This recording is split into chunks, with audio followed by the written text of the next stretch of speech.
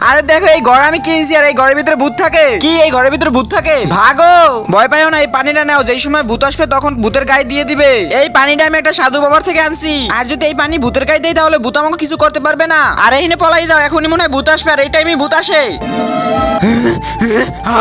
আরে ভাই দেখো ভূত এসে পড়ছে। আরে ভাই জিগে আগে ওই ঘরে কেন থাকে, তারপর ওকে মারবো। হ্যাঁ ঠিক আছে, কিন্তু তার আগে এই পানিটা ওই ভূতের গায়ে ঢালো। তার আগে দেখি আজকে মা বাবাকে কয়জনে ভালোবাসে। যদি মাকে ভালোবেসে থাকো ভিডিওতে লাইক দিয়ে চ্যানেলটা সাবস্ক্রাইব করে দাও, আর যদি দুজনকে ভালোবেসে থাকো কমেন্টে আই লাভ ইউ বাবা মা লিখে যাও। লাইক সাবস্ক্রাইব না করলে বুঝবো তুমি তোমার বাবা মাকে ভালোবাসো না। আমাকে ছাড়িয়ে দাও, আমাকে মারিস না, আমাকে মারিস না, ছাড়িয়ে দে। আগে কত তুই এই ঘরে কি লিখে থাকোস বলতেছি, তাহলে আমার গল্পটা শোনো।